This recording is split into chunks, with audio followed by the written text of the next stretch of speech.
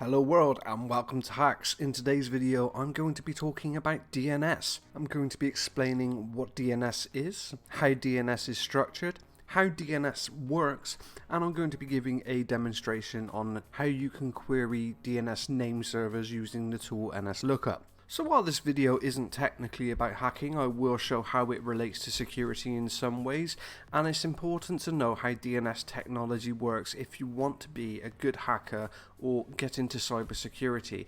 DNS is a fundamental service of the internet, and without it you wouldn't be able to pop Google into your browser and visit the web application. So what is DNS?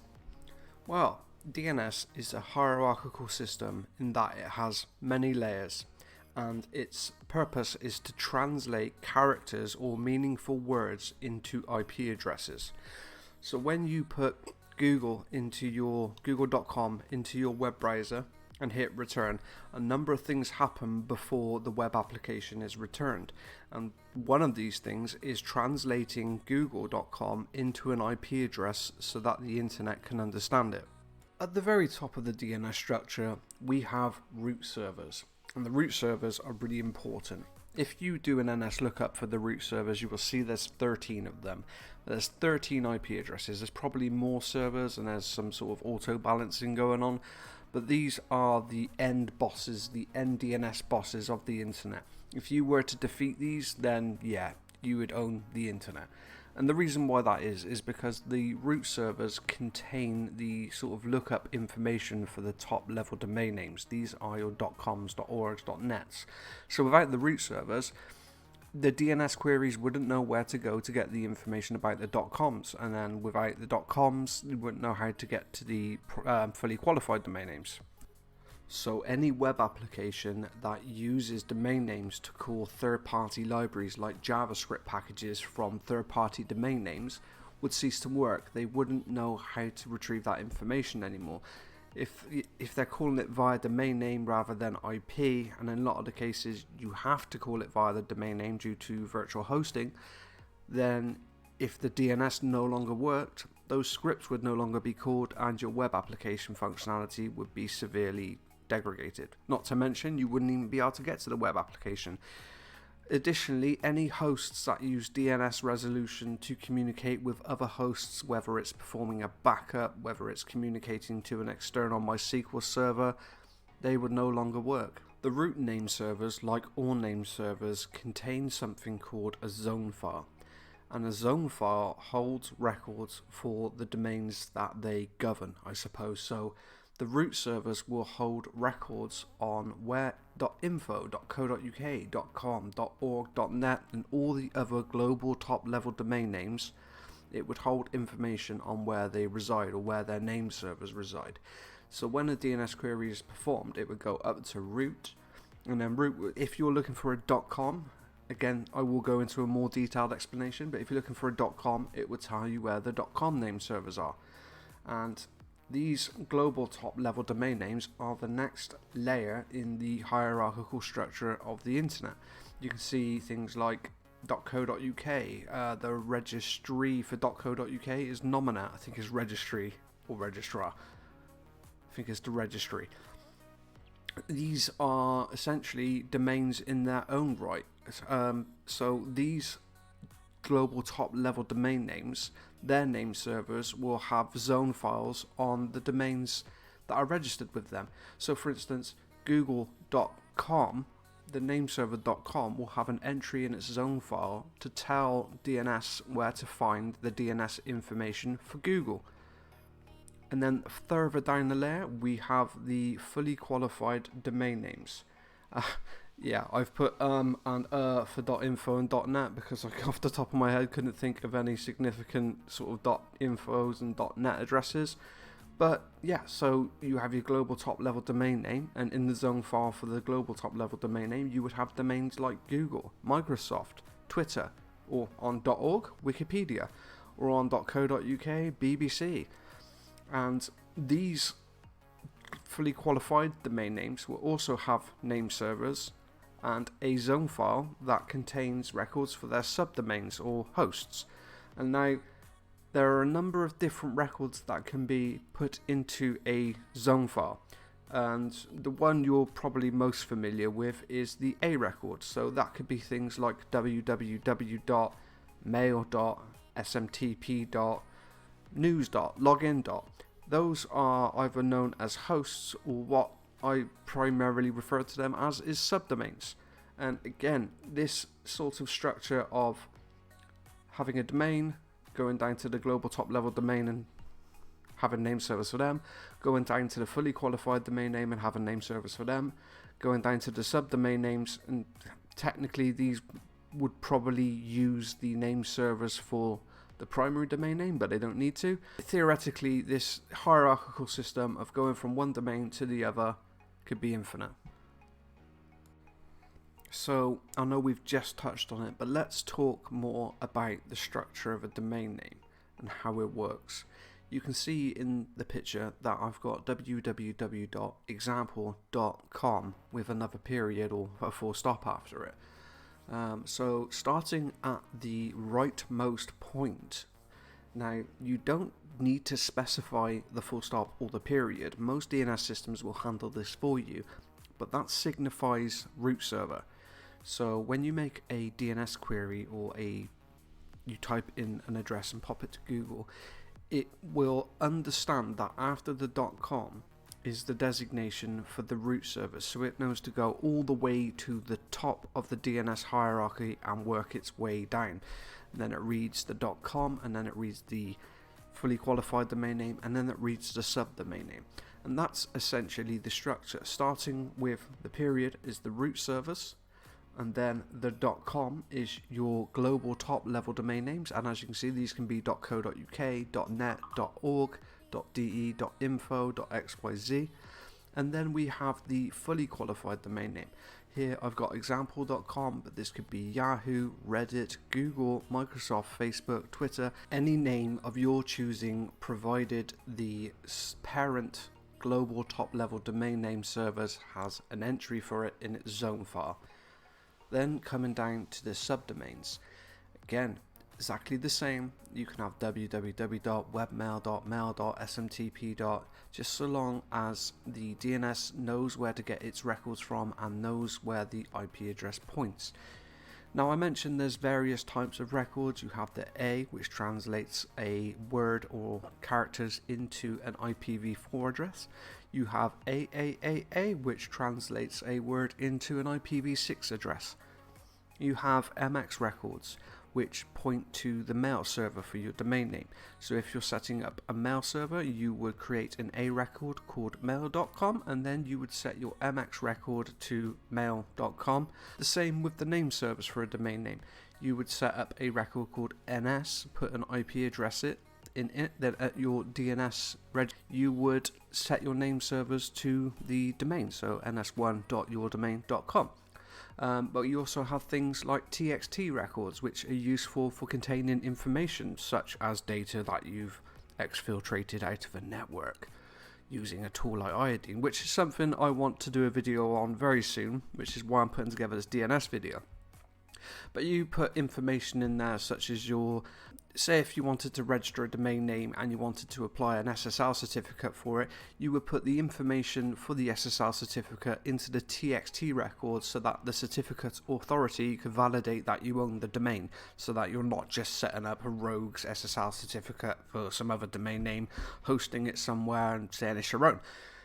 But there's a lot of other records, DKIM keys, and again, it's to talk about all of them will take a long time, but it's something you can go off to and look up in your own time, all the different types of records. What I want to focus on mainly is how DNS works and the structure of it. So this brings us on to how DNS actually works, from inputting an address into your URL to actually receiving the web application or any other form of DNS lookup. So you can see there, step 1, the client will send a request to the DNS resolver. Now the DNS resolver is typically a device in your network and it will perform the queries for you. It could be your default gateway, or if you're in a business network you could have a separate device configured or even use an external one. But what it will do is it will send the request to the DNS resolver. The DNS resolver will look at the request and it will see that point or that space at the end of .com. the one we talked about in the structure of the domain and the root servers. So it knows it needs to send the request to the root servers. So it will go to the root servers and it will ask it where the information for the .com, .net, the global top level domain name servers are. So the root name servers will look at their zone file. It will find the .com, the .net, and find out what IP address they go to. So step 2 is the DNS resolver queries the root name servers for the name servers of the global top level domain names. Step 3 is the root name servers just sending that information back to the DNS resolver. So the DNS resolver now knows where it needs to go. So then the DNS resolver will query the top level domain name servers. So step 4, the DNS resolver, now knowing the .com name server's address, will go to the top level domain name servers and ask it where Google is. And the DNS name server will look at its zone table and it will find Google and which IP address it needs to go to. And step 5, it sends that information back to the DNS resolver. Then in step 6, the DNS resolver, again handling all this for you, sends the request to the authoritative name servers of Google. And it will ask, okay, what's the A record for Google? Or what's the A record for www.google.com? Again, when it comes to the actual record, there is such a thing called a naked record or a blank record or a root record. So it is an A record, but it's for the domain itself. So if you just put Google in there, that's how it still results. So step 6, the DNS resolver goes to Google's authoritative name servers and it asks, what's the IP address of google.com? The authoritative name server again goes and checks its zone file, looks at the A records or for whichever resource it is you're requesting, finds it, and step 7, it sends that information back to the DNS resolver. The DNS resolver has now got this information, it knows the IP address, and it sends it back to the client, and then the client sends the request to the address provided by the DNS resolver, and then the web server, or whichever resource it is, responds. And it does this lightning fast, as you can imagine. Well, if you've got slow internet, then maybe not, but yeah, the whole process doesn't take that long, and that's how you get from popping a URL into your browser all the way through the root name servers, global top level domain name servers, the domain's authoritative name servers, all the way back until you have a web application. So this brings us on to the demonstration. So what we're going to be doing is we're going to be using a tool called NSLookup, which does domain name lookups. And we're going to start off at the root servers and we're going to try and find an A record for Google, and we're going to go through each step querying the root name servers to the top level domain name servers all the way down to the fully qualified domain names authoritative name servers until we can query it for an A record. So the first thing we're going to do is we're going to type NSLookup, and then we're going to set type to name server. And then we're just going to put that period that we talked about in the structure of the domain and in the structure of DNS. And then we're just going to hit return. And as you can see, these are the 13 name servers that we were talking about earlier. Now there's probably more name servers behind the scenes, but these are the root name servers of the internet. If something were to happen to these, if this domain was to get compromised or something like that, then all hell would break loose. So we can set type to A, and then we can ask it what a.root-servers.net's IP address is. So we're asking what's the A record, or what's the IP address for the A record a.root-servers.net, and that should give us back an address of 192.41.0.4. So what we can do now is we can set our server, our DNS resolver, to 198.41.0.4, and we can ask it about the .com name server. So to do that, we're going to set type equals ns. We're setting the type of query to name server, and we're going to look for com dot, because remember we need to go up to the root servers and ask it what the authoritative name servers are for .com. And as you can see there, we have A through to M for global top level domain -servers.net, and we have some IP addresses. So if we come down to the IP addresses, we can just find A. You can also see we got the IPv6 address, and we can just set server. Sorry, we just type server, not set server, to 192.5.6.30. We set type to NS, and we ask it where Google's name servers are, and it will look through its records, and you can see there google.com has NS1, NS2, NS3, NS4, and it's kindly given us the IPv6 and IPv4 addresses. So I'm just going to use the IPv4 address of NS1. So I'm just going to do server.216.239.32.10, and then I'm going to set the type to an A record, because we want to query Google's various A records. And I'm just going to ask it what is mail.google.com pointing to. God, I can't type. And you can see there we get an address. We could also try webmail perhaps. Okay, so it can't find webmail, so what about mx.google.com? Can't find it. smtp.google.com.